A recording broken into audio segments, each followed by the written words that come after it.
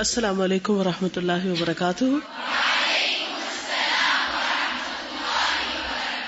کیا حال ہے سب کا؟ الحمد للہ. اب تو میں بالکل اچھی ہوں. موسم بھی اچھا ہو گیا الحمد للہ.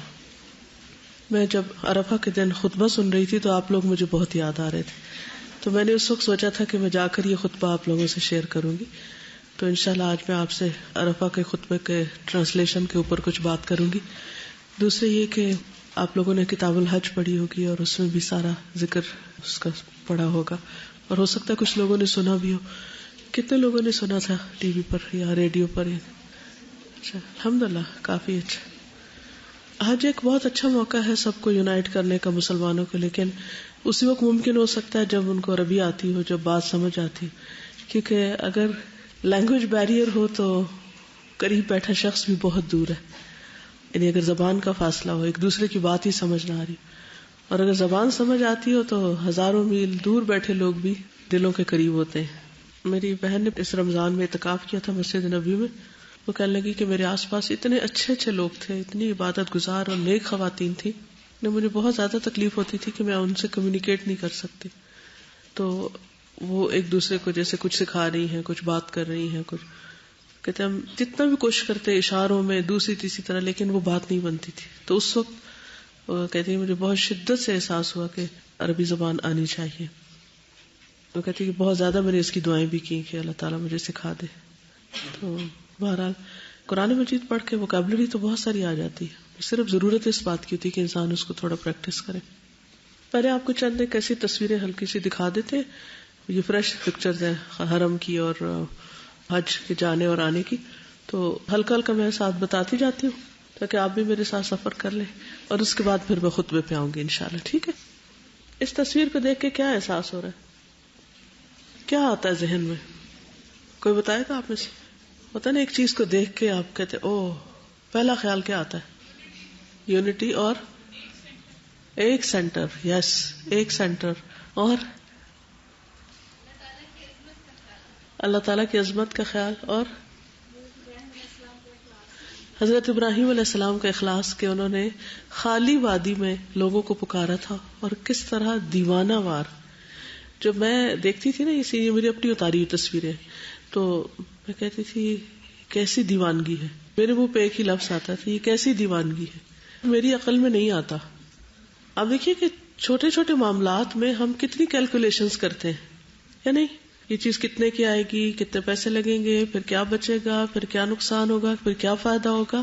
لیکن جب اللہ کے گھر جانے کی بات آتی ہے تو ساری کیلکولیشن ایک طرف پھینک دی جاتی ہیں. صرف محبت اور شوق کا سفر ہوتا ہے کہ بس جانا ہے، ہمیں نہیں پتا کیا ہوگا، باقی چیزوں کا کیا ہوگا ہمیں نہیں پتا.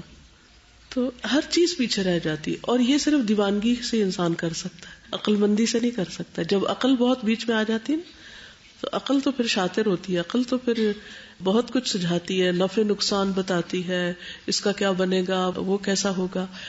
لیکن جب انسان عقل کو ایک طرف رکھ کے اللہ کی محبت کو سامنے لے آتا ہے تو پھر بڑے سے بڑے رسک لے لیتا ہے. تو میں وہاں کھڑے ہو کے بعض اوقات یہ سوچتی تھی کہ ان میں سے ایک شخص کے یہاں آنے پر کتنا پیسہ لگا ہوگا. اگر صرف جدہ سے بھی کوئی مکہ آئے تو ون وے گھر آنے اور جانے تک کتنا کرایہ چاہیے صرف ایک شخص کا.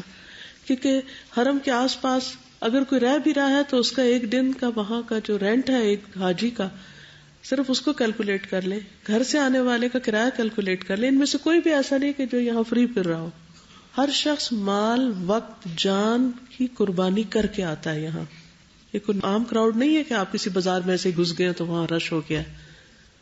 تو صرف مال ہی کو لے لیں، صرف ایفرٹ کو لے لیں، صرف وقت کو لے لیں، اور پھر مل کیا رہا ہے، کیا کما کے جا رہے ہیں. یعنی اگر آپ مانیٹری سینس میں دیکھیں یا مٹیریل وائز دیکھیں تو آپ 1-2 گھنٹے اس طرح گھوم پھر کے تھک ہار کے ٹوٹ کے آپ باہر نکلتے ہیں، پسینے بہا کے، ہفتے تفتے.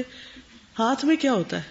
نو مٹیریل گین، کچھ بھی نہیں ہوتا ہاتھ میں، لیکن دل میں اتنا کچھ ہوتا ہے، ایمان میں اتنا کچھ ہوتا ہے کہ وہ خزانہ سب سے بڑا خزانہ ہوتا ہے.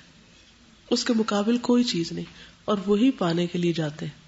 اور اللہ کی رضامندی و رضوان اللہ اکبر. سب سے بڑی چیز ہے اگر انسان خالص نیت کے ساتھ.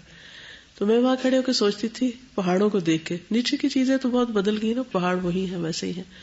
میں سوچتی تھی ان میں سے کون سے پہاڑ پہ حضرت ابراہیم کھڑے ہوئے ہوں گے, اور کتنا اخلاص ہوگا, کتنا کتنا کتنا کتنا, کہ اس کا یہ نتیجہ ہے. تو ہم میں کیوں نہیں وہ اخلاص؟ ہم بعض اوقات کسی انسان کے لیے کیسے کیسے قربانیاں کر جاتے ہیں, اس کے لیے کیسے کیسے رسک مول لیتے ہیں. کیا اللہ کے لیے بھی ہم کسی سے دشمنی مول لیتے ہیں؟ کیا اللہ کے لیے بھی ہم کسی سے کوئی نقصان کرنے کو تیار ہوتے ہیں, جبکہ پتا ہے کہ وہاں سے تو ریٹرن ملنا ہی ملنا ہے, باقی کسی نے تو دینا ہی یا نہیں, اللہ نے تو دینا ہی دینا ہے, اتنا یقینی سودا ہے. تو پھر بھی ہم کیوں ڈرتے ہیں, کیوں نہیں آگے بڑھتے؟ مجھے یاد ہے اپنا ایک پچھلا حج, ہم نے ایک دفعہ حج ایسے کیا تھا کہ جو کچھ تھا سب لگا دیا تھا, کچھ بھی نہیں بچا تھا, لیکن مجھے کبھی یہ ڈر نہیں ہوتا کہ بچے گا نہیں کچھ, یا واپس آئیں گے تو کریں گے کیا, کیونکہ ہم جاب کرتے تھے, اور جاب میں آپ کو پتا ہے کہ سارا سال بھی اگر آپ پے سیو کرو تو وہ مشکل ایک ٹکٹ بنتا ہے نا. لیکن یہ ڈر نہیں ہوتا تھا کہ کچھ نہیں رہے گا. جیسے ایک ہوتا تھا جس کے لیے جا رہے ہیں وہ کبھی بھی آپ کو ایسے نہیں چھوڑے گا, رزق اس کے ذمے ہے, ضروریات کا پورا کرنا اس کے ذمے ہے, ہر چیز اس کے ذمے ہے, ڈر کس چیز کا؟ تو مجھے یہ سفر اور یہ حج اور عمرہ اور یہ جو کچھ سکھاتے ہیں نا, میں جو کچھ لے کر آتی ہوں وہ ایمان میں اضافہ, یقین میں اضافہ, توکل میں اضافہ, انابت اللہ میں اضافہ, اللہ کی محبت میں اضافہ. اور ہر دفعہ یہی کوشچن کرتی ہوں کہ یہ کیسا اخلاص تھا, وہ مجھ میں کیسے آئے گا کہ صرف اللہ کے لیے سب کچھ کرنے کا شوق پیدا ہو جائے اور باقی سب کچھ پیچھے چلا جائے. نیکسٹ, یہ جب ہم یہاں سے جا رہے تھے ہوا یہ کہ ہماری فلائٹ رات کو تھی, لیکن وہ ڈیلے ہوتی ہوتی ہوتی صبح پہ جا پڑی. تو پھر مجھے سمجھ آئی کہ اس میں بھی کوئی مصلحت تھی. تو الحمدللہ یہ جب جدہ کا پہلا سین نظر آیا تو اس وقت میں نے لی تھی. نیکسٹ, یہ ایئرپورٹ کا منظر ہے, صحرا ہی صحرا, صحرا میں جہاز کھڑے, رن وے بنا ہوا ہے اور کہاں کہاں یہ ایئرپورٹ کا ایک کونا نظر آ رہا ہے اور باقی جہاز نظر آ رہے ہیں. دنیا کا کوئی ایئرپورٹ ایسا نہیں ہے. نیکسٹ, یہ امیگریشن کی طرف جا رہے ہیں. Next, who is holding the bag? Actually ہمیں پاکستان کونسلیٹ کے کچھ لوگ ویلکم کرنے کے لیے آئے تھے, تو انہوں نے ہمارا بیگ لے لیا. نیکسٹ, یہ حج ٹرمینل. نیکسٹ, کیونکہ امیگریشن میں اور پھر سامان میں اور وہ پھر ہر جگہ پر وہی ہیلپ کر رہے تھے. نیکسٹ, یہ مختلف حاجی کھڑے تھے, ایسے جو سین میری نظر کو اچھا لگتا تھا تو. نیکسٹ, یہ حج ٹرمینل ہے. حج ٹرمینل کیا ہے؟ کسی ایئرپورٹ پہ آپ ایسے دیکھیں گے آسمان کے نیچے چھتریاں لگی ہوئی, خیمے لگے ہوئے ہوں اور اوپن, کوئی سیکیورٹی نہیں, کچھ نہیں. سیکیورٹی تو خیر ہوتی ہی ہے, لیکن جیسے کہتے ہیں نا کہ امن میں آ گئے ہیں آپ, اب کسی چیز کی پرواہ نہیں رہی کہ کہاں کھڑے. نیکسٹ, یہ اوپر چھتریاں یا خیمے جو ہیں ان کا اوپر کا سین ہے. یہ پھر چھتری کا اوپر کا میں نے کلوز اپ تھوڑا سا لیا تھا کہ, اور یہ چھتریاں ایسے ہی بندھی ہوئی ہیں ان کے ساتھ, وہ آپ دیکھ رہے ہو جیسے بڑے بڑے پلر سے کھڑے ہیں. ہے تو سالڈ مٹیریل لیکن ایمو کا سا منظر ہے. نیکسٹ, یہ ایک انٹرسٹنگ سین ہے. آپ دیکھ رہے ہیں کہ شدید دھوپ, اور جہاں جہاں شیڈ ہوتا تھا وہاں لوگ صفے بنا لیتے تھے. آپ دیکھ رہے ہیں یہ ستونوں کا شیڈ ہے, اس میں سیدھے سیدھے, اور پھر آگے بھی اسی طرح گول گول دائروں میں. اور یہ آپ دیکھ رہے ہیں کہ ایک وہ بتی کا سٹینڈ ہے نا, اس کے چھوٹا سا سایہ, اس کے سیدھی لین میں لوگ نماز پڑھ رہے جہاں جہاں چھاؤں ملتی. لیکن آگے کی صفوں والے جو ہیں وہ بغیر کسی سائے کے گھنٹوں لوگ دھوپ میں بیٹھے ہوتے تھے جیسے جمعے کے دن. اور نیکسٹ, پھر اسی طرح اسی قسم کا سین ہے کہ چھاؤں چھاؤں میں لوگ بیٹھے ہوئے.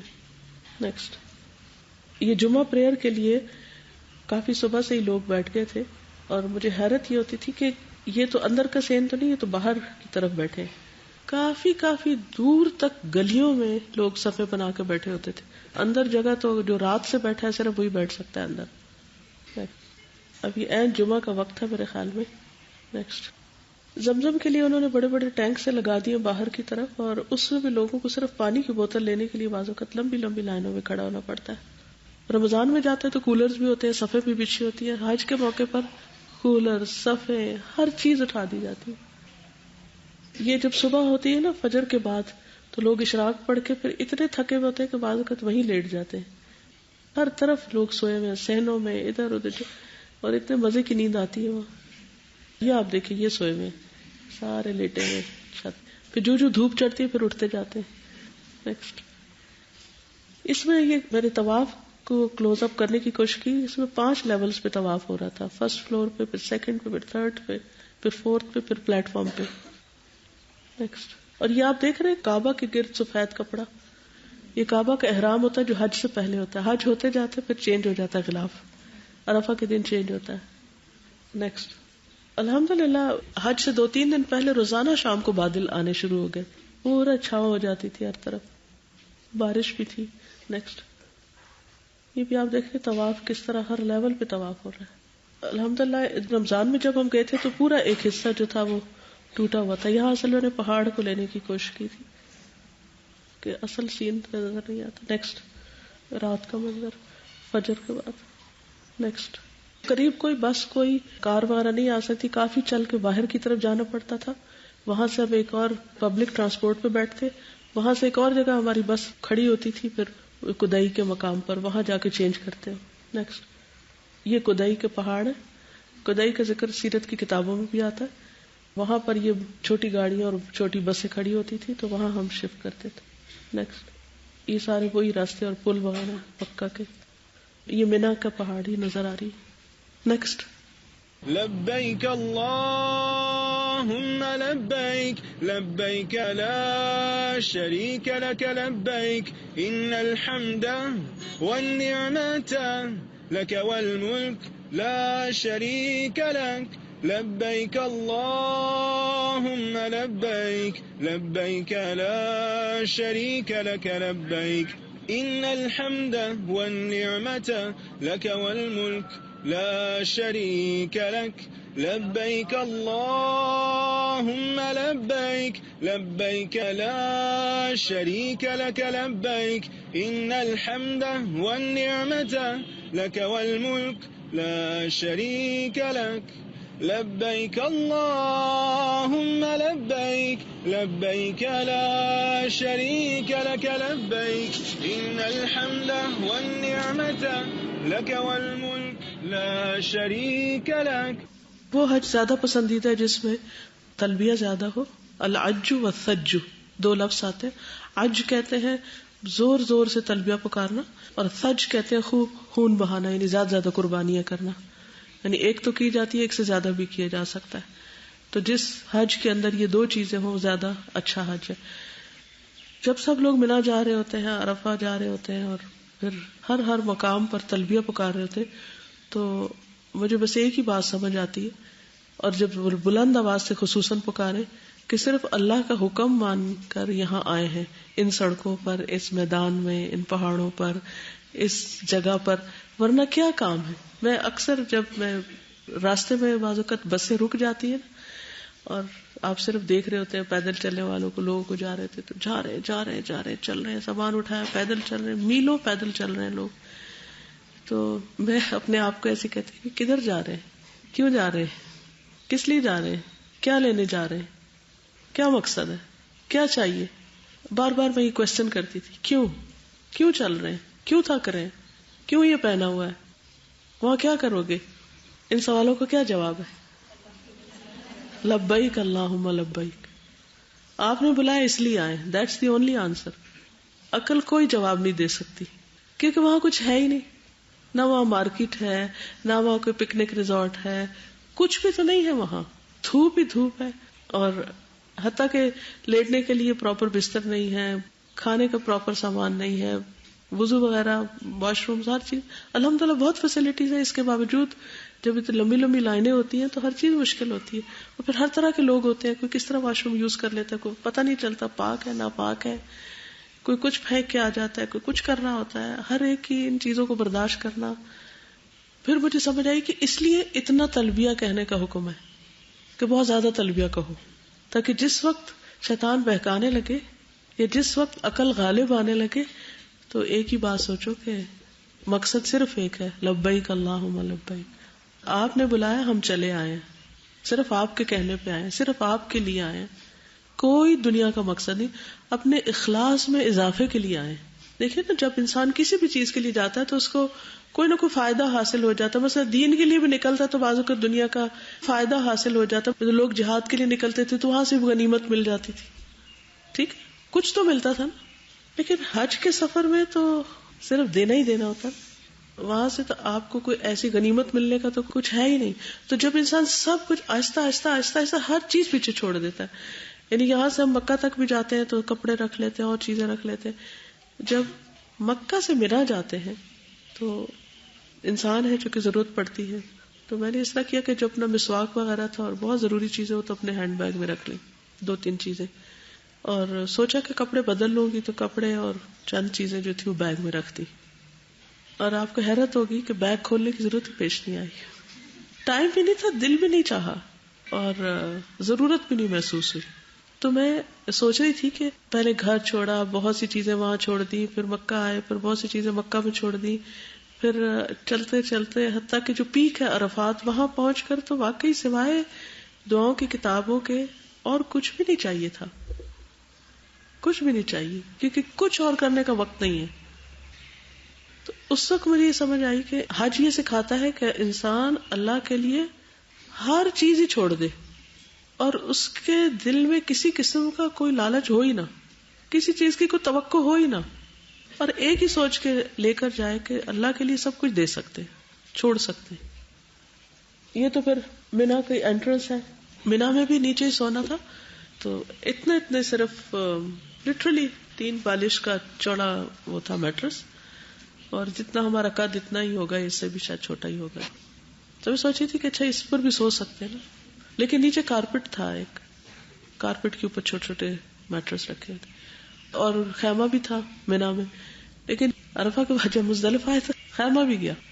لٹرلی لوگ سڑکوں پر، میدان میں، ہر کوئی یوں پڑا ہے قبرستان کی طرح. جیسے اگر آپ ایسے کر کے آنکھوں کو دیکھیں نا دور تک، یوں لگتا ہے ایسے قبریں قبریں قبریں قبریں، ایسی فیلنگ آتی ہے. مرے پڑے ہیں سب، کیونکہ تھکے ہوتے ہیں نا، جاگنا ہی مشکل رہے. میں سوچی تھی کہ نیچے کیسے لیٹوں گی، لیکن اتنی اچھی نیند آئی کہ فریش ہو گئے. پھر اس رات چونکہ نبی صلی اللہ علیہ وسلم نے تہجد بھی نہیں پڑھے تھے تو ہماری آنکھ کھل گئی، لیکن ہم نے بھی نہیں پڑھے، سنت کی پیروی کر گئی اور سو بھی گئے. نیکسٹ، یہ مینا کے کچھ مناظر ہیں. یہ بھی کوئی کہیں نمازیں پڑھ رہا ہے، کوئی کہیں جماعت کر رہا ہے. نیکسٹ، یہ خیمے ہیں. ہر ملک نے اپنے اپنے جھنڈے لگا رکھے تھے لوگوں کی سہولت کے لیے، پہچان کے لیے. نیکسٹ، یہ سب خیموں کا شہر ہے. نیکسٹ، جب ہم نے پہلا حج کیا تھا تو یہ درخت نہیں تھے اس وقت، کئی سالوں میں یہ درخت کافی بڑے ہو گئے. آپ دیکھیں یہ درختوں کے ساتھ ساتھ فٹ پاتھ ہوتا ہے نا اندر، اس پہ لیٹے ہوئے اور سو رہے ہیں اسٹیٹ اپ مٹی کے اوپر، کچھ چھوٹی سی چادر، یہ جائے نماز بچھا کے یا کچھ. نیکسٹ، یہ عرفہ کا دن ہے، یہ ایران کا جھنڈا ہے. نیکسٹ، یہ عرفہ ہے. نیکسٹ، یہ صرف میں نے اس لیے لی کہ کتنی اونچی اونچی لائٹس لگی ہوئی ہیں، ایک پول کو کیپچر کرنے کی کوشش کی.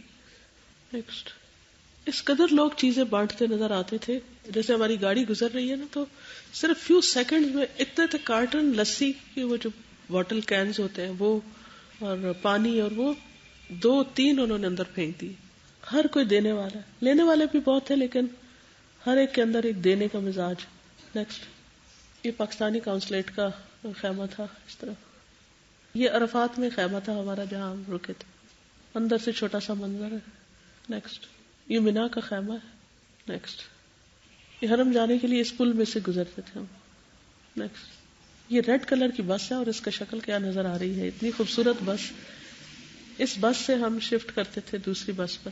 نیکسٹ، احرام کے لیے میں نے بالکل بلیک یا بالکل سفید نہیں لیا تھا، یہ دوپٹہ لیا ہوا تھا جو اس وقت میں نے پہنا ہوا ہے. اس کی وجہ یہ تھی کہ پہچان جلدی ہوتی ہے، ورنہ پیور بلیک میں یا پیور اس میں، یا پھر اوپر لال پیلے چیزیں لگاتے ہیں لوگ، وہ بھی ایک عجیب چیز لگتی. تو اس میں کہ ہم لوگوں نے ایک ہی کلر کے ملتے جلتے بلیک اینڈ وائٹ میں پہنے ہوئے تھے، تو پہچان بہت جلدی ہو جاتی. نیکسٹ، جمرات. یہ آپ دیکھتے کئی لیولز اب انہوں نے بنائے ہیں جمرات کو پتھر مارنے کے نا. یہ سارا سیلاب پورا لوگوں کا اندر جا رہا ہے پتھر مارنے کا، لیکن اتنا کنٹرول تھا کہ انہوں نے ایکسکیلیٹرز کے اوپر 3-4 چکر دلواتے تو ہر کوئی لائنوں میں آ جاتا ہے، اکٹھا کراؤڈ داخل نہیں ہو سکتا. نیکسٹ، یہ جمرات کے اوپر کا، یعنی جیسے یہ ہماری چھت ہے نا اسی طرح. نیکسٹ یہ مینا کے خیمے. نیکسٹ بالکل پورا چھوٹا سا ایک شہر سا بن جاتا ہے. اور جیسے وہ مہاجرین کی بستیاں ہوتی ہیں کبھی آپ نے دیکھی ہوں گی، تو مجھے یہاں رہ کے ایسے لگ رہا تھا جیسے مہاجر بستی میں رہ رہے ہیں. اور مجھے بہت خیال آ رہا تھا کہ جو لوگ اپنے شہروں گھروں سے نکال دیے جاتے ہیں اور پھر وہ جا کر مہاجر کیمپوں میں رہتے ہیں، تو ان کے گھر کیسے ہوتے ہیں، ان کی گلیاں کیسے ہوتی ہیں، ان کے دروازے، ان کے سارا وہ چونکہ پردہ تھا خیمے کا، تو وہ جو اندر داخل ہوتا وہ کھل جاتا. پھر ہم مشکل ہوتی کہ وہ کوئی گزرے گا تو ہم دکھ جائیں گے. تو وہ پکے گھروں میں تو دروازے لاک ہو جاتے ہیں، بند ہو جاتے ہیں، ان کے آگے بس ایسے کپڑے کا پردہ پڑا ہوتا ہے. نیکسٹ اس کے اوپر اے سی بھی لگے ہوئے تھے کولر سے ہر خیمے کے ساتھ. نیکسٹ ساتھ یہ انسٹرکشن بھی ہر جگہ پر انہوں نے لگائی ہوئی تھی. جمرات کی رمی کی روانگی میں مقررہ اوقات کی پابندی کریں، بچوں کو ساتھ ہرگز نہ لے جائیں، عمر رسیدہ افراد شرعی رخصت سے فائدہ اٹھائیں، مینا میں رہیں، جلدی نہ کریں. نیکسٹ پانی کا جہاں انتظام ہوتا تھا وہاں لگا ہوتا. نیکسٹ یہ بھی وہی گلی ہے، خیمے ہیں رائٹ لیفٹ، اور سب نیچے سو رہے ہوتے تھے. نیکسٹ پینے کے پانی کے اسی طرح ہی کنٹینر ہوتے تھے بڑے بڑے. نیکسٹ پھر یہ واپس طواف افاضہ اوپر کے فلور پر کیا تھا، تو یہ چھت کی قریب سے کچھ پکچرز میں نے لی تھی. نیکسٹ فلور کی کچھ لی تھی. نیکسٹ اب نئی جو ایکسٹینشن ہے اس کی چھت اس طرح کی ہے، ہیوج تعمیر ہے، اور پنکھا ہے یہ آپ دیکھ رہے ہیں اوپر سے نیچے تک آیا. نیکسٹ یہ گرین ایریا ہے صحیح کے درمیان گرین لائٹس کے ساتھ، اس سے رنگ خراب ہوا ہے ورنہ بہت ہی خوبصورت ایریا تھا یہ. نیکسٹ یہ سیکنڈ فلور کی تھی. پھر صحیح کے بعد یہ ایسکیلیٹر سے نیچے جاتے ہیں. نیکسٹ واپس لیونگ، یعنی طواف افادہ کے بعد پھر مینا جانا ہوتا ہے. نیکسٹ یہ کوئی پبلک ٹرانسپورٹ. نیکسٹ یہ پہلے دوسرے دن اس طرح طواف ہو رہا تھا فرسٹ فلور پہ این دھوپ میں. آپ دیکھیے کہ کیسے لوگوں کی ہمت ہے، رش بھی تھا اور گرمی بھی اور دھوپ بھی، لیکن لوگ کر رہے ہیں اور ہر لیول پہ طواف ہو رہا ہے. نیکسٹ مینا میں مغرب کی نماز ہے، شاید لوگ پڑھ رہے تھے ایک جگہ پر. نیکسٹ کیونکہ طواف افادہ کے بعد پھر آپ احرام اتار دیتے ہیں. نیکسٹ یہ اب نئے جمرات کافی بڑے بڑے ایریاز پہ بنے. نیکسٹ پہلے اور دوسرے جمرہ کو مارنے کے بعد طویل قیام کیا تھا، نبی صلی اللہ علیہ وسلم نے دعائیں مانگی تھی، لیکن تیسرے کے بعد نہیں. نیکسٹ یہ مینا کے کچھ مناظر ہیں، لوگ سڑکوں پہ پڑے ہیں رات کے وقت. نیکسٹ یہ طواف وداع کے طواف کے پراپر سائنز لگے ہوئے ہیں اب. نیکسٹ کیونکہ اتنی ہیوج کنسٹرکشن ہے، پتہ نہیں چلتا کہ طواف شروع کہاں سے، اور نیچے تو کعبہ نظر آتا ہے، سیکنڈ فلور پہ کعبہ نظر نہیں آتا. نیکسٹ یہ پلرز کے ساتھ قرآن مجید رکھنے کا بہت ہی اچھی یہ بنی ہوئی تھی، تو میں نے ایک آئیڈیا کے لیے تصویر لی تھی کہ ہمیں بھی اپنے پلرز کے ساتھ یا کلاس روم میں قرآن مجید رکھنے کے لیے اس طرح کی چھوٹی چھوٹی کیبنٹس بنوا لینی چاہیے. نیکسٹ یہ زمزم طواف کے دوران. نیکسٹ مختلف گروپس کے لوگ اکٹھے بیٹھتے تھے، ان کے جو لیڈر ہوتے تھے ان کو انسٹرکشنز دیتے تھے، پھر اس کے بعد وہ اپنا کام شروع کرتے تھے. اسی طرح ایک گروپ بیٹھا ہوا تھا، انڈونیشیا کے لوگ تھے. نیکسٹ یہ 14ویں کا چاند آپ دیکھیے رات کو کتنا کلیئر اور خوبصورت. نیکسٹ پلر قریب سے میں نے لیا تھا، ان کے دور سے تو پلر نظر آتے، قریب سے ایک نظر آئے تو اچھا لگتا ہے. نیکسٹ یہ ویل چیئر خانہ کعبہ کے اندر جتنی بھی آس پاس ہوتی تھی سب اٹھا کے لے جا کے کباڑ میں ڈال دیتے تھے، کیونکہ مسلسل انہیں صفائی کرنی پڑتی تھی تاکہ لوگوں کے لیے رکاوٹیں نہ بنے. نیکسٹ مختلف طرح کے بینرز اور پوسٹر لگے ہوئے تھے مختلف جگہوں پر، حدیثیں تھی بڑی اچھی اچھی. نیکسٹ واپسی کا سفر، حرم سے نکل رہے ہیں. نیکسٹ یہ دیکھیں کتنا اچھا بینر لگا ہوا ہے کہ تھوکیے مت، ایک سڑکوں پہ لوگ تھوکتے بہت ہیں. نیکسٹ یہ جو پہاڑ آپ کو نظر آ رہے ہیں اس کو محبس الجن کہتے ہیں. جو ٹیکسی ڈرائیور تھا وہ ہمیں بتا رہا تھا کہ سلیمان علیہ السلام نے جنوں کو یہاں روک دیا تھا کہ مکہ کے اندر مت آؤ، تو اس کو محبس الجن کہتے ہیں. نیکسٹ یعنی جن حبس کر دی. یہ مکہ سے نکلنے کے لیے کسی نہ کسی ٹنل سے گزرنا پڑتا ہے، تو اس کی تصویر. نیکسٹ یہ باہر آ گئے. نیکسٹ پہاڑ ہے مکہ کے. نیکسٹ ایک اور سڑک، ایک کے بعد ایک نفق میں اندر جاتے، پہاڑوں کو کاٹ کاٹ کے بنا دی گئی جس سے فاصلے بہت سمٹ گئے. نیکسٹ یہ جو کافی باہر جا کر پیچھے سے جو مکہ ٹاور ہے نظر آتا ہے.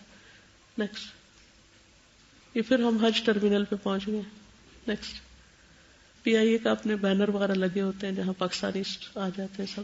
نیکسٹ یہ حج ٹرمینل میں جاتے ہوئے تصویر.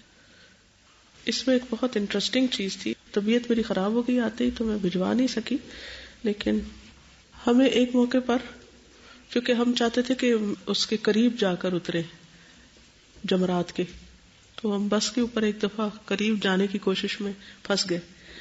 اور وہ پھنسے یہ کہ ہم بس کو آگے نہیں جانے دے رہے تھے, ویل چیئر کو آگے نہیں جانے تھے, اور فاصلہ بھی بہت زیادہ تھا.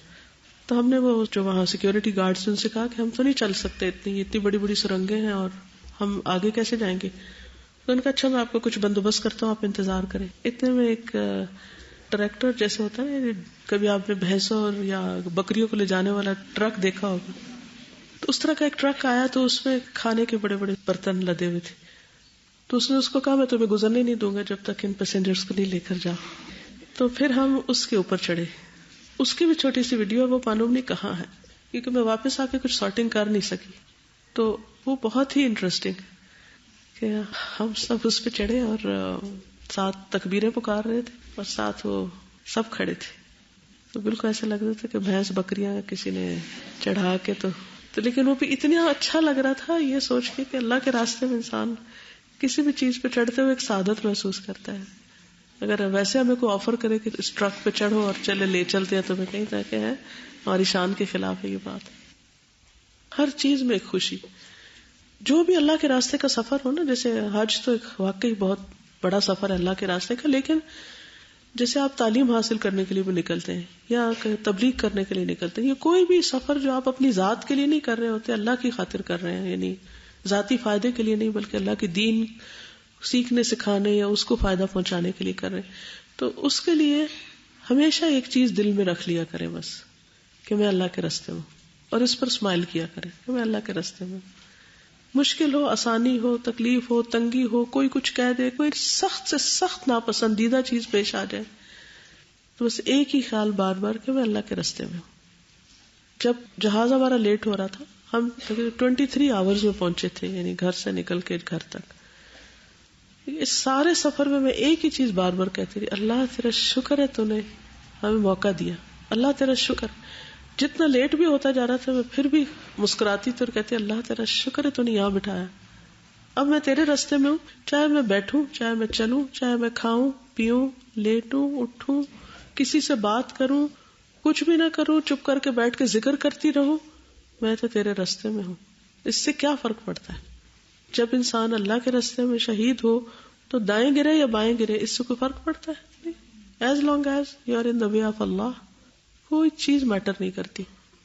حتیٰ کہ جب حج ٹرمینل پہ کافی دیر لگ رہی تھی جدہ سے جاتے ہوئے بھی نکلتے وقت, پھر واش رومز کی تلاش میں کہ کموڈ ملے, کموڈ نہیں ہوتا, نیچے بیٹھنا ہوتا, اور تو بالکل عادت نہیں نیچے بیٹھنے کی, تو اس میں بھی جب ایک جگہ پر جاتی اور دیکھتی نہیں تو کہتی اللہ تیرا شکر ہے تو لایا تو صحیح, یہ بھی مل جائے گا. پھر اگلے میں جاتی, پھر اگلے میں, کرتے کرتے کافی آگے تک. پھر مسجد میں گئے, وہاں کچھ لوگ اس کو صاف نہیں رکھے ہوئے تھے, تو میں کہتی اللہ تیرا شکر ہے تو یعنی تیرے سجدہ نصیب کیا. پھر کچھ بھی ہوتا تو میں کہتی اللہ تیرا شکر ہے, اللہ تیرا شکر ہے تو لایا. یعنی جب مجھے کوئی چیز ناپسند ہوتی تو میں فوراً مسکرا کے کہتی اللہ تیرا شکر ہے تو اس راستے پہ تو لایا. آپ لوگ بھی جب آپ قرآن پڑھنے کے لیے گھر سے نکلتے نا تو ہر وقت یہی کہا, کسی کی کوئی بات اچھی نہیں لگے. یعنی بعضوں کے تو سڑکوں پہ چلتے ہوئے کوئی تھوک رہا ہے یا کوئی ناک صاف کر رہا ہے, اتنا کریہ منظر ہوتا ہے, اتنا کریہ کہ انسان کا دل متلا جاتا ہے. لیکن وہ ظاہر ہے وہ جس بیک گراؤنڈ سے لوگ آئے ہیں وہاں وہ کلچر یہی ہے, یا انہوں نے تمیز سیکھی نہیں کیا کرنا ہے کیا نہیں کرنا. ہر طرح کے مسلمان ہیں نا, تو سب پڑھے لکھے تو نہیں ہیں, سب تربیت یافتہ تو نہیں ہے. تو ایک تو یہ کہ میں اس پر اس وقت کوئی تبصرہ نہیں کرتی تھی, نہ میں کسی کو کہتی دیکھو وہ کیا کر رہا ہے, نیور, کیونکہ شکایت تو کرنی نہیں نا. یہ اس وقت آپ کو میں صرف اس لیے بتا رہی ہوں تاکہ آپ کو بھی جب ایسی کوئی چیز پیش آئے تو اس وقت آپ پریشان نہ ہو. آپ یہ شکر اللہ کے راستے میں جو لینے آئی ہوں وہ تو مل رہا ہے نا. کتنا میرے دل کا بوجھ ہٹ گیا ہے, کتنا میرا دل خوش ہے, کتنا میرا ایمان میں اضافہ ہو رہا ہے. اس کے مقابلے میں یہ کیا ہے, یہ تو کچھ بھی نہیں. اور اللہ کے راستے میں تو ایک کانٹا بھی چبھتا ہے, کوئی پیاس بھی ہوتی ہے, بھوک بھی لگتی ہے, تو اس پر بھی اجر ہے. تو سب چیزیں ہم قرآن میں پڑھتے ہیں اور وہ اپلائی کرنے کا وقت ہوتا ہے. بہت سخت گرمی لگتی، دھوپ آتی، پسینہ آتا، جسم میں درد ہوتی، کچھ وقت اللہ تیرا شکر ہے تو نے اپنے راستے میں لگایا ہے سب کچھ، یہ سب کچھ تیری خاطر ہے، اگر تو قبول کر لے تو اس سے بڑی خوش قسمتی کوئی نہیں۔ اور اس کا فائدہ کیا ہوتا کہ ہر چیز آسان ہو جاتی، پھر گھبراہٹ نہیں ہوتی، پھر یہ پریشانی نہیں ہوتی کہ اچھا اتنی دیر کیوں لگی، ہائے یہ کب ختم ہوگا، کب پہنچیں گے، کب اتریں گے۔ بھائی جب نکل ہی آئے، جب مرضی پہنچے، کیا فرق پڑتا کب پہنچ جائیں گے نا، جب اللہ کو حکم ہوگا پہنچ جائیں گے۔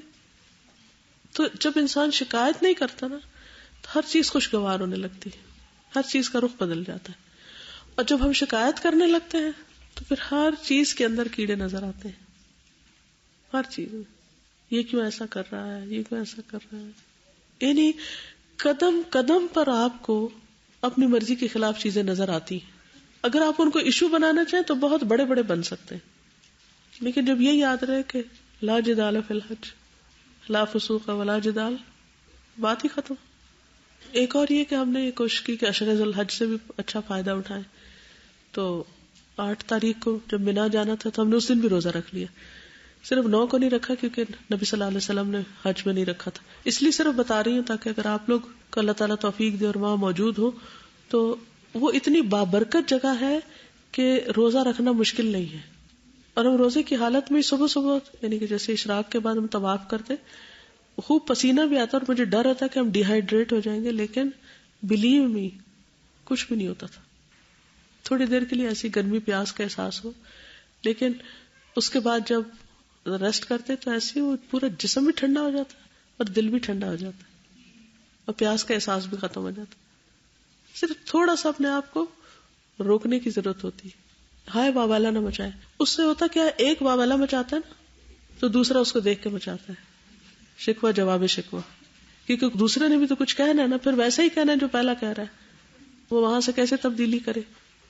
اصل میں حج سکھاتا بھی بہت کچھ ہے اور آپ کو بتاتا بھی بہت کچھ ہے کہ آپ کیا ہو، آپ کا سب کچھ کھل کے سامنے آ جاتا ہے، آپ کی اچھائیاں برائیاں سب پتہ چل جاتی ہیں کہ آپ کتنے پانی میں ہو۔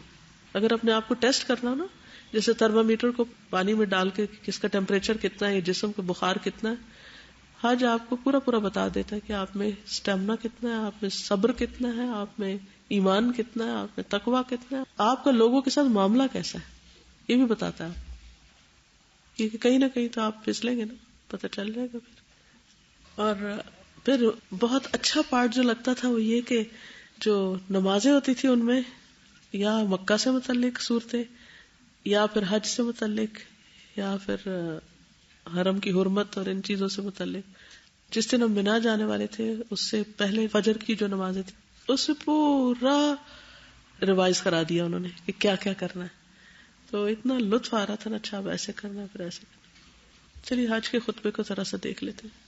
بسم اللہ الرحمن الرحیم۔ ان الحمد للہ نحمده ونستعینه ونستغفره ونتوب الیہ ونعوذ به من شرور انفسنا ومن سیئات اعمالنا، من يهده الله فلا مضل له ومن يضلل فلا هادي له، واشهد ان لا اله الا الله وحده لا شريك له، واشهد ان محمدا عبده ورسوله صلی اللہ علیہ وعلى آلہ وصحبہ وسلم تسلیما کثیرا الی یوم الدین۔ پھر اس کے بعد اما بعد، اے لوگو اللہ تعالیٰ سے ڈرو جیسے ڈرنے کا حق ہے۔ سب سے پہلی نصیحت، ایسے ڈرو جیسے ڈرنے کا حق ہے۔ اے مسلمانوں، تمہیں اللہ نے اسلام سے شرف بخشا ہے۔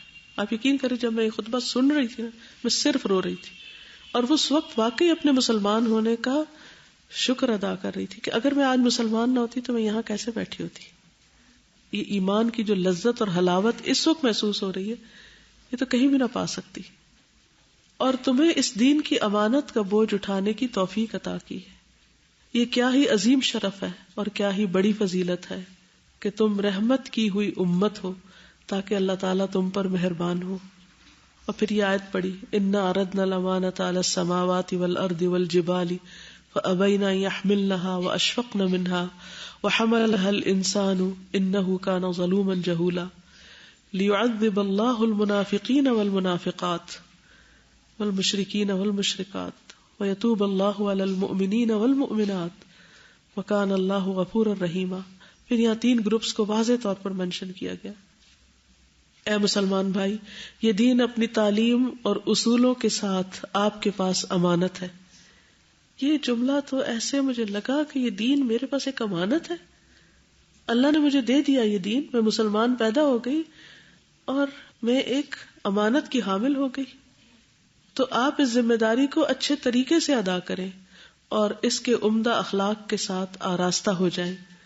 صحیح عقیدہ آپ کے پاس امانت ہے، تو آپ اللہ پر، اس کے فرشتوں پر، اس کی کتابوں پر، اس کے رسولوں پر اور آخرت کے دن پر سچائی اور سنجیدگی کے ساتھ ایمان لانے والے بن جائیں. کتنا اچھا ریمائنڈر ہے تو ہم مسلمان، ہمیں پتہ ہے ہم سب ان چیزوں پر ایمان لاتے ہیں، لیکن اس وقت اس موقع پر ایسی نصیحت کرنا بہت ہی زبردست یاد دہانی. اللہ سبحانہ و تعالیٰ کو اس کے اچھے ناموں اور بلند صفات کے ساتھ متصف کریں، اسی کے مطابق جس پر قرآن و سنت نے دلالت کیا ہے. تکذیب، تنفیر، تحریف، تعطیل سے دور رہتے ہوئے رب کے بارے میں ایسا یقین رکھو جیسا رب ہے، یعنی رب کو انسانوں جیسا مت سمجھو، اور جیسے اس کی صفات ہیں. لیس کمثلہ شیء وہو السمیع البصیر. اللہ اکیلے کی عبادت کیجیے. پہلے دین کو امانت، پھر ایمان کا ذکر، اللہ تعالیٰ کی پہچان کی بات، اور پھر اللہ کی عبادت. کنیکشن دیکھ رہے ہیں آپ خطبے میں، وما خلقت الجن والانس الا لیعبدون. تو مجھے فوراً احساس ہو کہ ہاں مجھے اللہ نے پیدا اس لیے کیا اور اس وقت میں عبادت کی حالت میں. پھر اس کے بعد دعا. آپ اللہ تعالیٰ سے دعا کرنے اور عاجزی اختیار کرنے میں اخلاص سے کام لیں، اپنے سخت حالات میں، اپنی خوشحالی میں، اپنی تنہائی میں اور اپنے ظاہر میں. وَإِن يَمْسَسْكَ اللَّهُ بِضُرٍّ فَلَا كَاشِفَ لَهُ إِلَّا هُوَ وَإِن يُرِدْكَ بِخَيْرٍ فَلَا رَادَّ لِفَضْلِهِ يُصِيبُ بِهِ مَن يَشَاءُ مِنْ عِبَادِهِ وَهُوَ الْغَفُورُ الرَّحِيمُ. اس کے بعد آپ محمد صلی اللہ علیہ وسلم پر ایمان لانے میں سچائی سے کام لیں. ریمائنڈر ہے سب، ہم مانتے ہیں لیکن سچے ہو جائیں اس ایمان میں. وہ اللہ کے بندے، اس کے رسول اور انبیاء اور مرسلین کے خاتم النبیین ہیں. ما كان محمد ابا احد من رجالكم ولكن رسول الله وخاتم النبیین وكان الله بكل شيء عليما. آپ کا ان پر سچا ایمان ہونا چاہیے جو آپ کو ان کی سنت کی اتباع پر آمادہ کرے. کتنا اچھا میسج ہے. اور شریعت کو نافذ کرنے اور اسی کی طرف فیصلہ لوٹانے اور اس پر راضی رہنے پر آمادہ کرے. اور یہ کہ نبی صلی اللہ علیہ وسلم کی سنت آپ کے تمام حالات میں نمونہ اور اسوہ ہونی چاہیے. ہر موقع پر یہ سوچیں کہ اس جگہ اگر نبی صلی اللہ علیہ وسلم ہوتے تو وہ کیا کرتے. لقد كان لكم في رسول الله اسوة حسنة لمن كان يرجو الله واليوم الآخر وذكر الله كثيرا. اور جان لیجئے کہ نبی صلی اللہ علیہ وسلم تمام مخلوقات کے رسول ہیں. وما ارسلناک الا کافۃ للناس بشیرا ونذیرا ولکن اکثر الناس لا یعلمون. جب یہ جملہ انہوں نے پڑھا کہ لوگوں کی اکثریت کو پتہ ہی نہیں کہ آپ کون ہیں، تو اس قدر شرمندگی ہوئی کہ ہم نے لوگوں کی اکثریت کو یہ بات پہنچانے کا کتنا حق ادا کیا ہے کہ آپ واقعی سب کے رسول ہیں اور بشیر و نذیر ہے. پھر حدیث پڑھی صحیح مسلم کی، قسم ہے اس ذات کی جس کے ہاتھ میں محمد صلی اللہ علیہ وسلم کی جان ہے، اس امت کا کوئی بھی یہودی اور نصرانی جو میرے بارے میں سنے پھر جس کے ساتھ میں بھیجا گیا ہوں وہ اس پر ایمان نہ لائے تو وہ جہنم والوں میں سے ہوگا.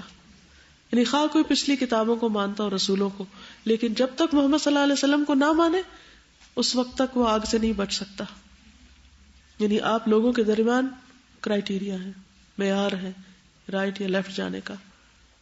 پھر کہتے ہیں آپ کا قرآن پر بھی سچا ایمان ہونا چاہیے کہ یہ اللہ کی کتاب ہے جو کہ تمام کتابوں سے آخر میں آنے والی ہے اور ان تمام کتابوں کو منسوخ کرنے والی ہے اور ان کی تصدیق کرنے والی ہے، جو حق کو حق کرنے والی، باطل کو باطل کرنے والی.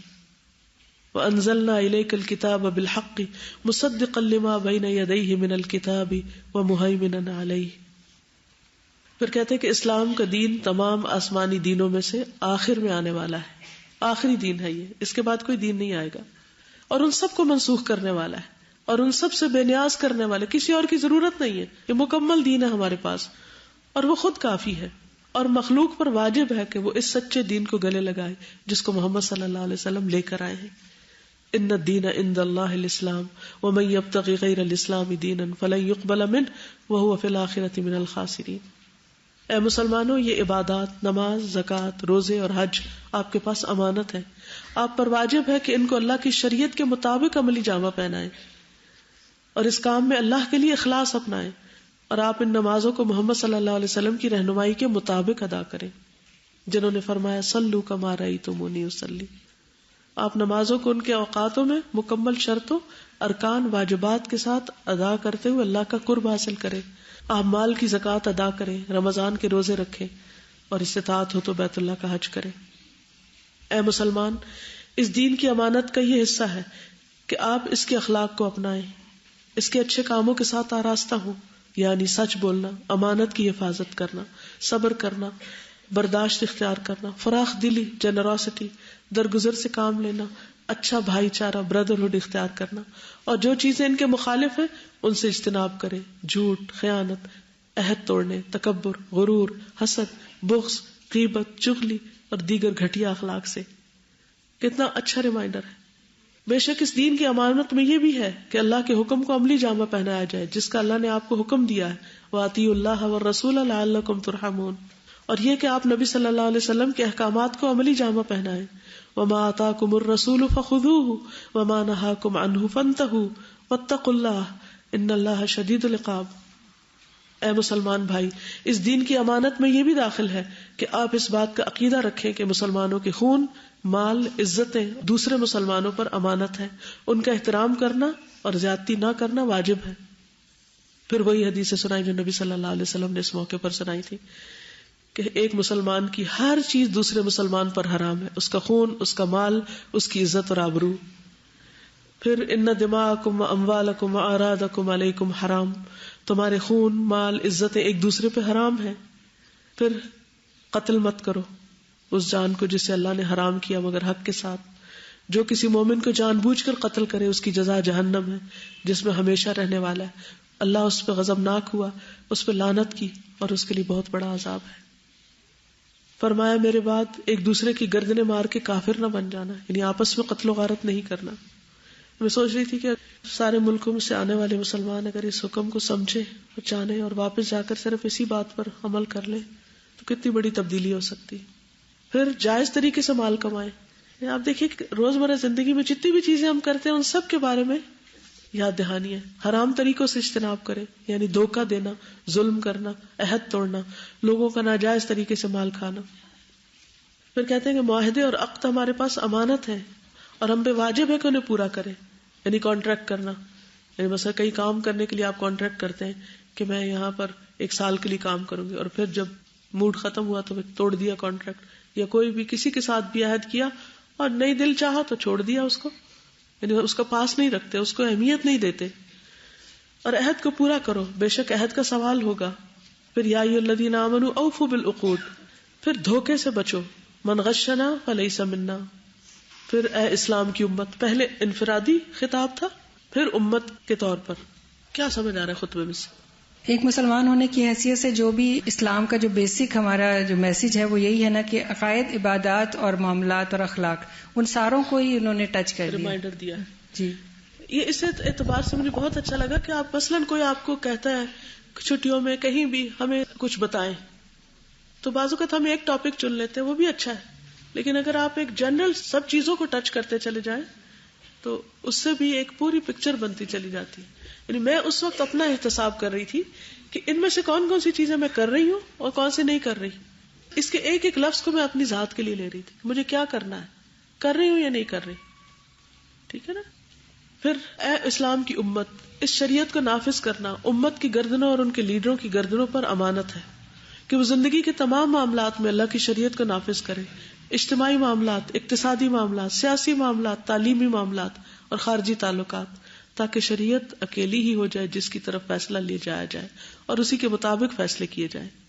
اے مسلمانوں، دعوت اسلام کی تبلیغ کرنا، اللہ کے دین کی طرف دعوت دینا، یہ امت کی گردنوں پہ امانت ہے.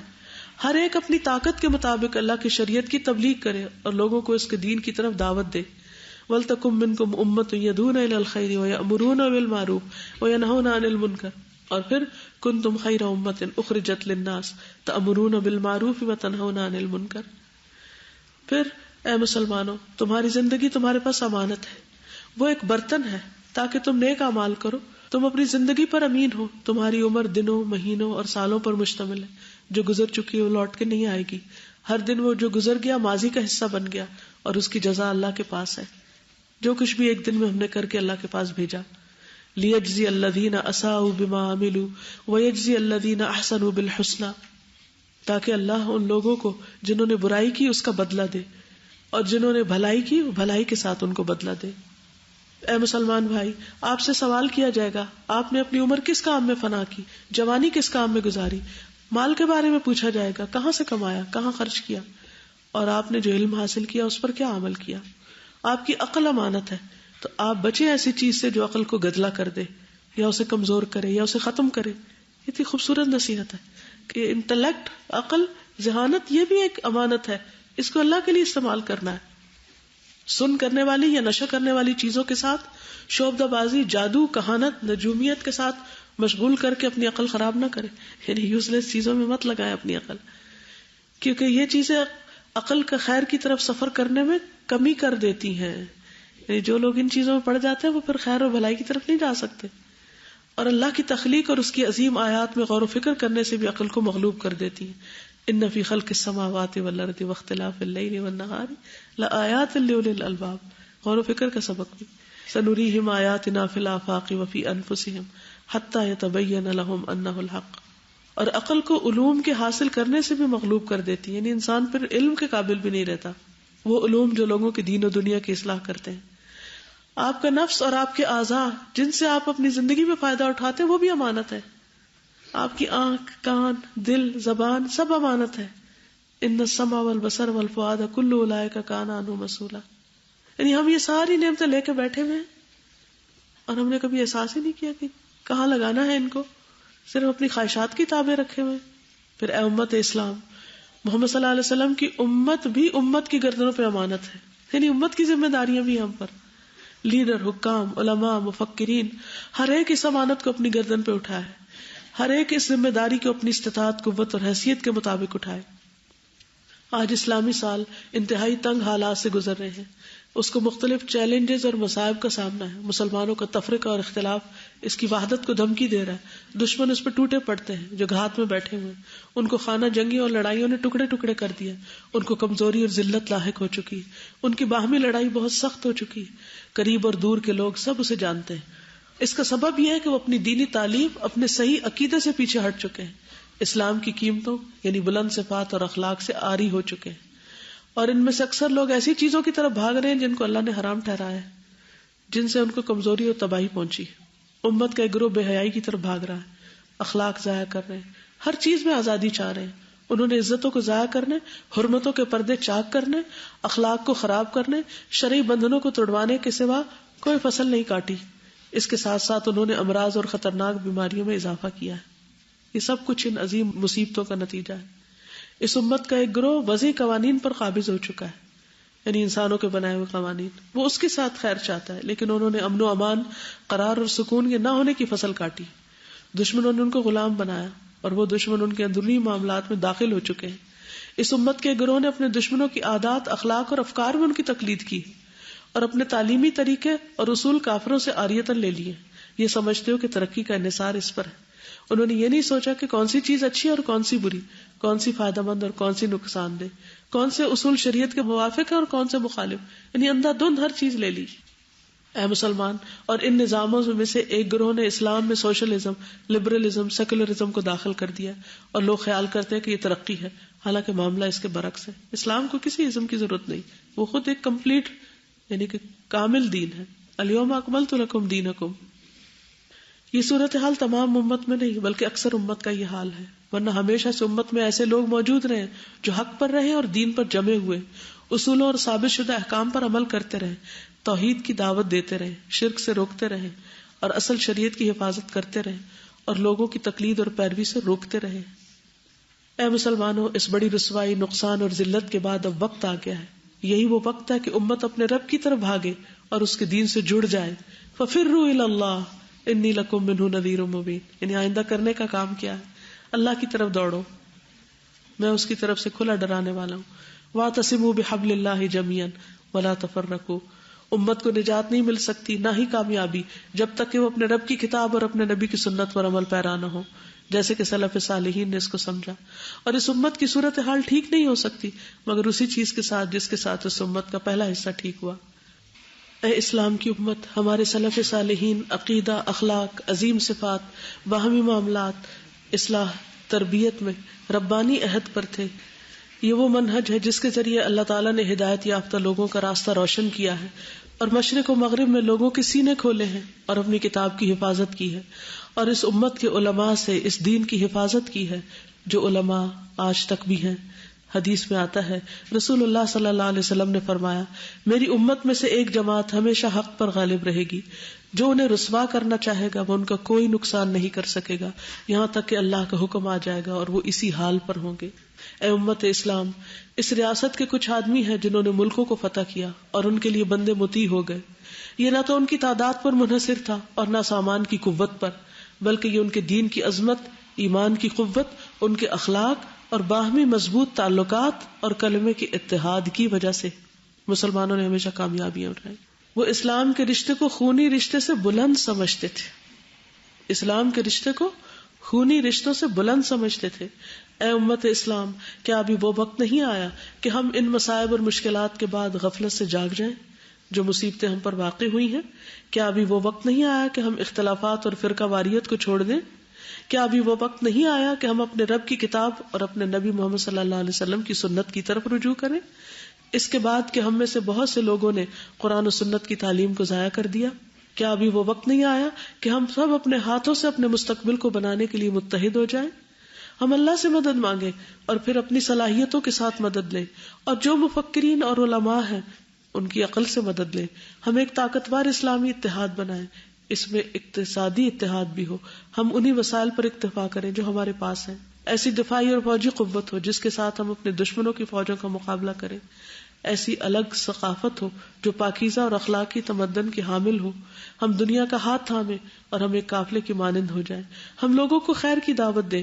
ہمارے پاس روشنی کی ایسی مشعلیں ہوں جن کے ذریعے ہم صراط مستقیم پر چل سکیں اور سلف صالحین کے منہج پر چل کر کامیابی اور خوش نصیبی کی طرف چلیں.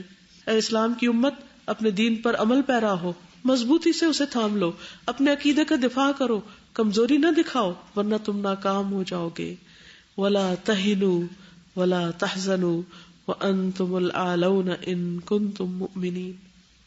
یعنی دین کے معاملے میں کمزور نہیں بننے کی ضرورت، اور کمزور نہ بنو اور غم نہ کرو، اور تم ہی غالب ہو اگر تم مومن ہو.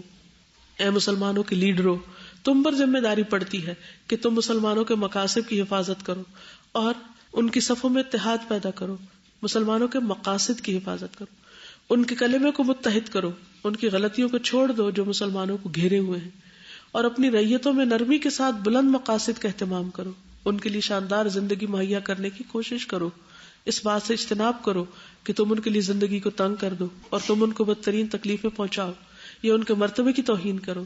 یہ تمہارے اور ان کے درمیان ہے. یعنی ایسا معاملہ ہونا چاہیے.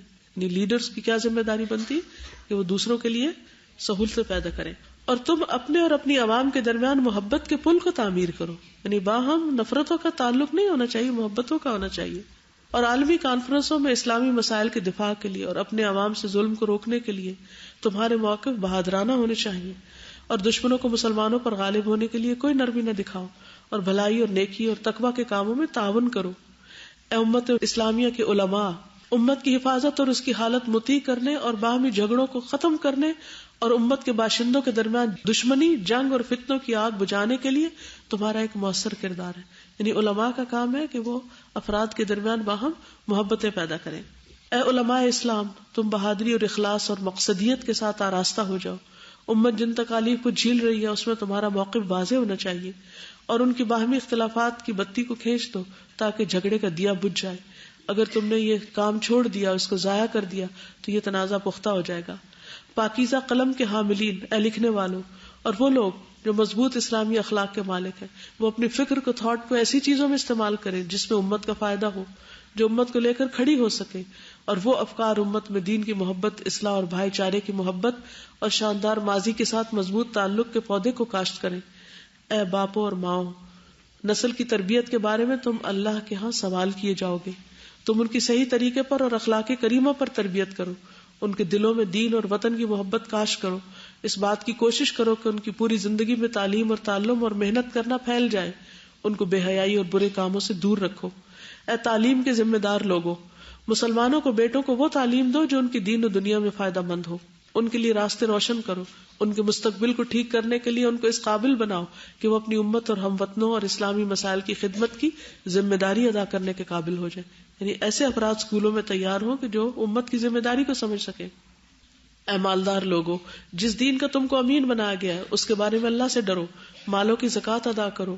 تم پر اسلامی امت کا یہ حق ہے کہ اپنے ملکوں کے مال میں اضافہ کرو تاکہ ان جاندار منصوبوں سے خیر و برکت حاصل ہو، تاکہ اقتصادی قوت اور ترقی حاصل ہو اور نوجوانوں کو موقع دیا جائے اور عام لوگوں کے ہاتھوں کو مصروف کیا جائے، یعنی لوگوں کو کام میں لگاؤ۔ اس بات سے بچو کہ تمہارے مال امت کے فساد اور ان کے اخلاق کو بگاڑنے اور ان کے رویے کو مٹانے کا سبب بنے، یا تمہارے مال اسلام کے دشمنوں کے لیے مدد کا باعث بنے۔ اے منصوبے بنانے والوں، پالیسی میکرز، اپنے بارے میں اور اپنی ذمہ داری کے بارے میں اور امت کو ذلت سے نکالنے اور لوگوں کو تکلیف سے نکالنے کے لیے جو منصوبے تم بناتے ہو ان کے بارے میں اللہ سے ڈرو۔ تم امت کے لیے جو منصوبے بناتے ہو، اقتصادی، عسکری، صحت کے متعلق، سیاسی معاملات کے متعلق، ان میں سچائی اور اخلاص کو لازم کر لو۔ یہ منصوبے شریعت کے تابع ہونے چاہیے۔ منصوبے بناتے وقت اس بات کا دھیان رکھو کہ وہ منصوبے دین اور اس کے اصولوں کے ساتھ متفق ہوں، اور جو دین کے مخالف ہوں ان سے بچو۔ اے اسلامی اقوام، یہ تمہارے ملک تمہاری گردنوں پر امانت ہے، تم ان کے امن و امان، محاصل، وسائل اور ان کے منصوبوں کی حفاظت کرو۔ واضح رہے کہ تم تمام دشمنوں کا نشانہ ہو، وہ تمہاری صفوں میں انتشار پیدا کرنا چاہتے ہیں، خانہ جنگی پھیلانا اور بدنظمی پیدا کرنا چاہتے ہیں، تو ان خبیث چالوں سے بچو۔ وہ چاہتے ہیں کہ تمہاری بنیادوں کو ختم کر دیں اور اچھی بات کا خاتمہ کر دے تاکہ تم پہ قبضہ کر سکے، تمہیں اپنا تابع بنا سکے۔ ان چالوں سے بچو۔ اے امت اسلام، سب سے بڑی خیانت یہ ہے کہ بندہ اپنے دین اور اپنی امت کے ساتھ خیانت کرے، اس کے ساتھ غداری کرے، اور اس کی صورتوں میں سے ایک صورت یہ ہے کہ امت کے افراد کے درمیان منشیات کو عام کر دیا جائے، یعنی صرف پیسے کمانے کے لیے لوگوں کو ڈرگز پہ لگا دیا جائے اور اس میں خطرناک بلا کو پھیلایا جائے، اور یہ کہ انسان امتی کا دشمن بن جائے اور دوسرے لوگوں کے کہنے پہ ایسا کرے کہ اس کے ذریعے سے وہ اپنے ملک اور امت کو تباہ کرے۔ کس مصلحت کے تحت؟ اس میں کوئی مصلحت نہیں، بلکہ دنیاوی اغراض اور مقاصد اور لالچ کے لیے۔ نسلوں کی حفاظت کرو۔ حجاج بیت اللہ الحرام، تم نے اس ملک کو وطن بنایا، تم نے اس حرم کو امن اور اطمینان والا پایا۔ یہ امن اور اطمینان اللہ کی مہربانی کی وجہ سے ہے، اور اس کے بعد اس ملک کے حکمرانوں کی مہربانی کی وجہ سے ہے، جو زندگی کے تمام معاملات میں اللہ کی کتاب اور نبی صلی اللہ علیہ وسلم کی سنت پر عمل کرتے ہیں اور شریعت کو اپنا دستور اور نظام بنایا ہے۔